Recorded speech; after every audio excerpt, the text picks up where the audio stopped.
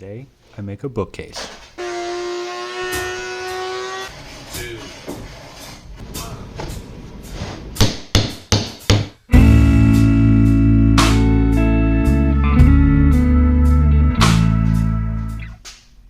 As I get started, you can see me laying out and just roughly measuring out how big I wanted each of my parts and pieces. And this is because I'm going to leave everything a little bit long. As you see, these are all really rough boards. They came from a sawmill, so they needed some extra care as I was cutting them down. And I don't know if you caught that, but there was a little blue smoke that happened, so I left a tiny bit to cut with a handsaw to make sure that nothing moved on me as I was going through the circular. And you can see that burning on that board that was caused by some extra tension. So just a safe way to break down boards with the circular saw. So I put it on here, and the first thing I do is I feel the wood. So I feel it this way, and then this way. And you feel how it goes, when you run your hand this way, it feels rougher, and this way it feels a little smoother. Yeah? That's the way the grain is going. So rough way means that you want to run it into the planer this way. So this is the right way. And then you see how wobbly it is? Well, that's where we take these little pieces of wood and we put them underneath there to make it not wobble. Yeah, you can try. Okay. Well, thank you very much for letting me show you that. I wanted to share this moment mostly so that someday she can look back and watch this video and see how she helped build this shelf that will be in her room for hopefully a very long time. And trust me, I was worried about her not having safety glasses on at this point too. And I actually bought her some off of Amazon while she was out there with me. Fortunately, we didn't have them that day, but in the future, she will always be wearing safety glasses when she's out helping me in the shop. And on to the final stage of milling. So after I had the front flattened on the planer sled, flipped it over, ran it through the planer, I could square up the edge and get it nice and flat. So checking it with a level, and I actually check it with a square as well to make sure I have a 90-degree angle on there.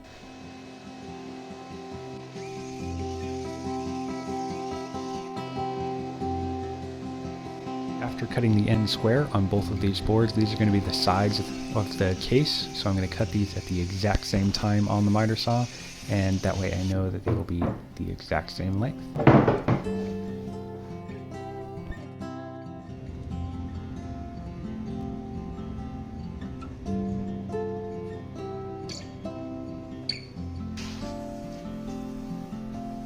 I'll admit this is not the most complicated project. I'm really just putting together two sides and some shelves, but I'm going to use sliding dovetails for those shelves, and I want to make sure that I have the layout perfect. So I'm spending some extra time and care getting it all right out front so that things will go hopefully more smoothly towards the end. And that's a little foreshadowing because I did have a few problems along the way.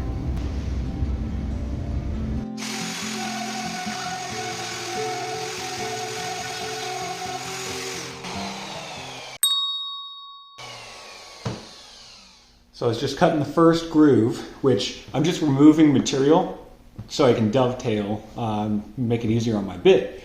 But I made a big mistake. I had put a line that told me where to stop, and I didn't stop. So you can see right here where on my first pass, I went past where I should have gone. I should have come up here, drilled the hole all the way down, come back up, and then I knew exactly where I needed to stop and didn't have to rely on finding that mark. So my mistake, but it is what it is.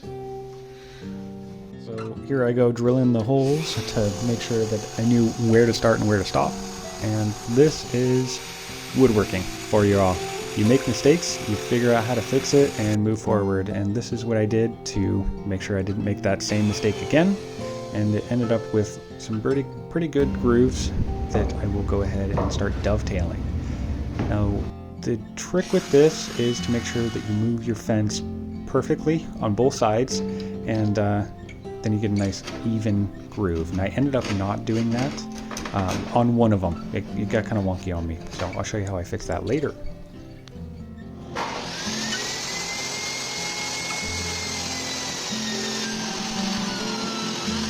Occasionally on projects, you'll have some checking, some cracking. like here. And there's a couple of ways to fill it. One way is to mix up some 2-part epoxy and dye it whatever color you want. Another way is to use some super glue and accelerator spray, and I prefer to do it this way in small cracks like this because it dries almost instantly. It starts up right away with that accelerator spray, and it just makes for a much easier, faster process so you can get right back to work.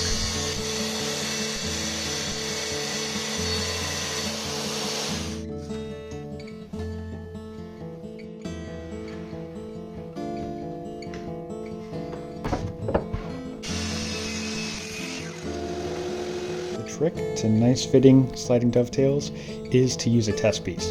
This is after I've already tested and made sure I had everything set up correctly, but my first test piece was a block of wood that I would make a cut, see if it fit, make a cut, see if it fit, then it would be too loose and I'd have to cut that off and retry again.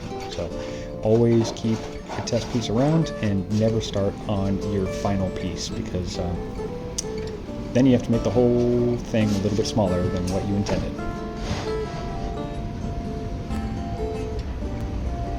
If you've never used one of these Japanese pole saws, look at the reflection.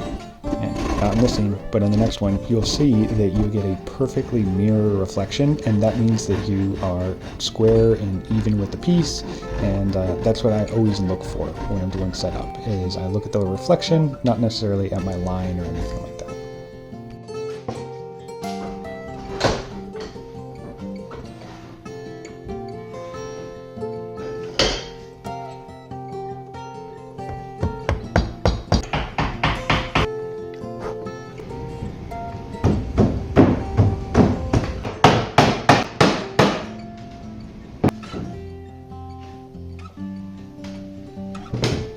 The bottom shelf, you can see how thin that was at the bottom. I did not want to do a dovetail and remove more material. I wanted to make sure that there was enough left, especially on end grain, that it wasn't going to be fragile. So I decided to go instead with a rabbit, and I put a little shoulder on it so that it matched the rest of them. And then you can see there I flipped that miter gauge around so that I had support on my workpiece as I went through the blade to clear out the rest of the material and clean it up with the block plane for final fitment.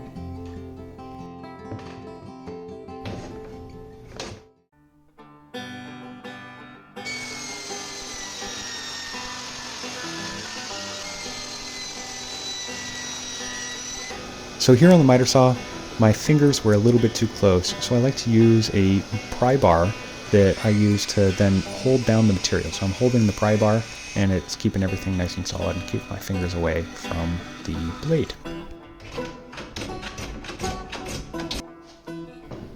At this point, hopefully I've taught you something new and you can learn a little tip or something along the way. And I'd like to tell you about my blog. I run a blog. It's KeatonBuyerWoodworking.com. I'll link to it down below. Check that out for more woodworking tips and content and to keep up with me. So this is a stretcher for the leg assembly, and I needed to match the angle of the final cut there to the inside angle of the foot. And in order to do that and have it parallel to the bottom of that, I guess the bridle joint there, I lined up the foot on the blade and then just matched it to the bottom.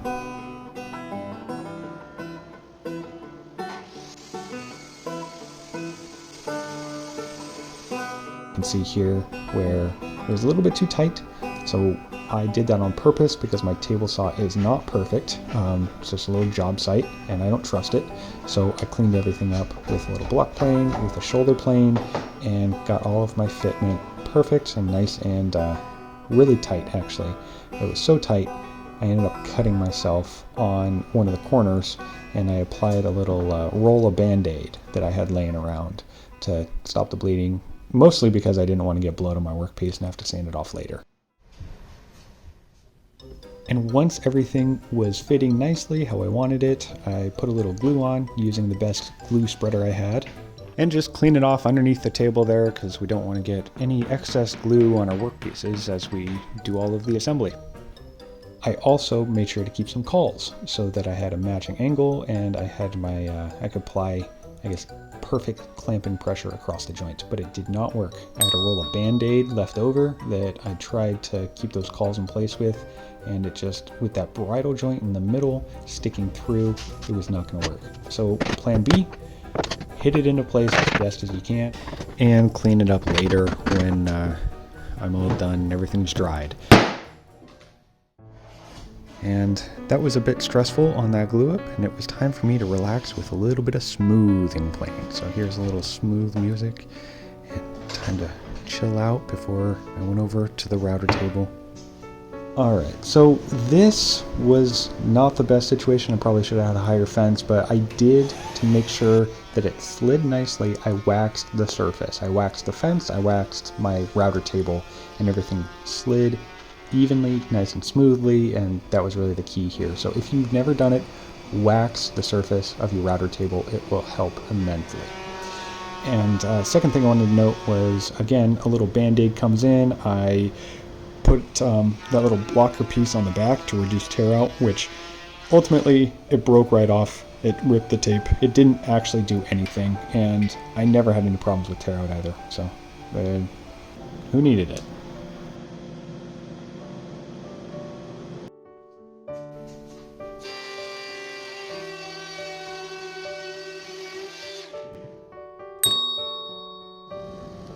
That wasn't obvious to you, I routed the back instead of the front. Here's the front. Luckily, it was a really light round over. I ended up going a lot deeper, so it'll be an easy fix later.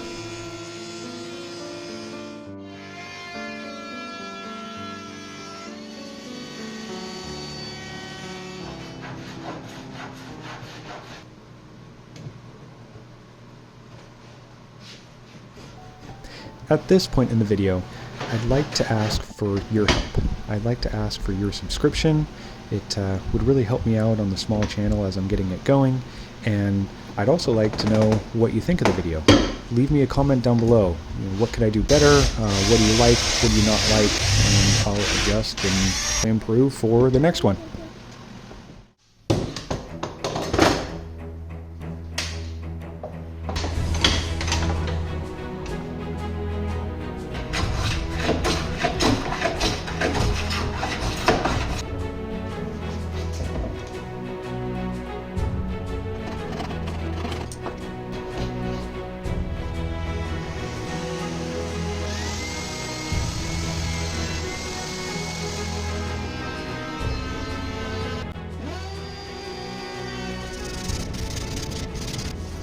I'm not going to show you much of the sanding process. I just wanted to show you in real time how slow sanding is. And this isn't to complain about sanding, it's to show you this is how slow you should go to make sure you have a nice, clean, consistent job. And lastly on sanding, when you have inside curves like this, find a sanding block that works. This glue bottle is the perfect profile for it.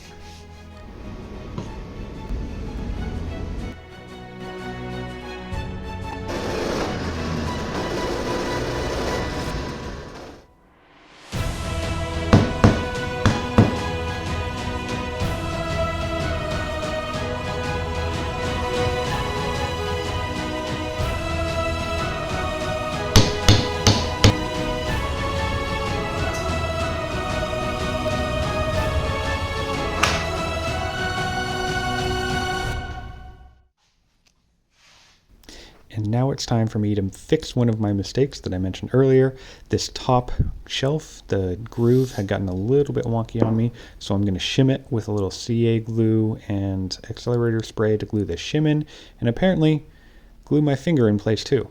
And you know what? I like to say that I leave a little bit of me behind in every one of my projects, and in this case, quite literally, just a little bit of my fingerprint left behind that will be forever encased in this project. And on to final assembly at this point. A little bit of glue, and I'm going to start with the bottom one because this is just in that groove there. It is not a dovetailed, so I don't need to slide it down.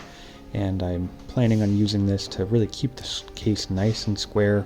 So squeeze it in, clamp it in place, and hold everything nice and tight while I work on the rest of them. So I'll start with this first one, next shelf up, and I apply the glue, and start to slide it in place, and let's see how long it takes me to realize my mistake here. There he goes. I finally saw it.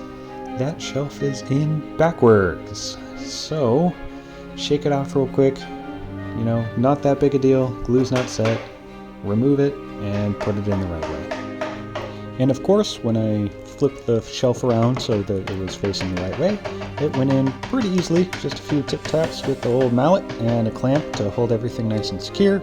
I was feeling pretty good at this point. I figured that was going to be my one problem in this glue up that I overcame, and it wasn't too bad. And then this happened. I don't know why.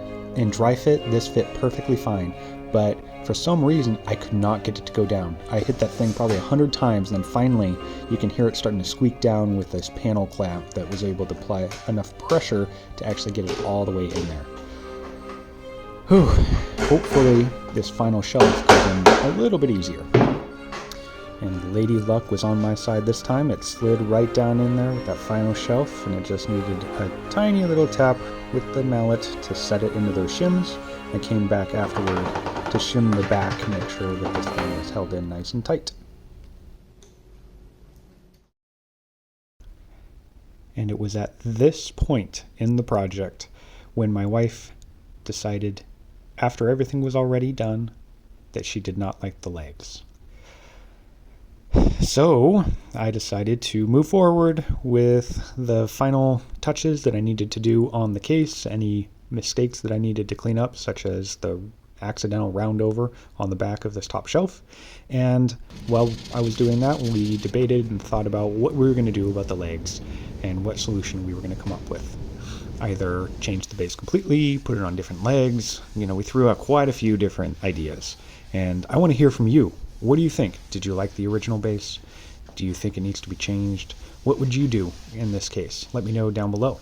I'd love to hear it, and I will leave you to it to see the final reveal and what we did.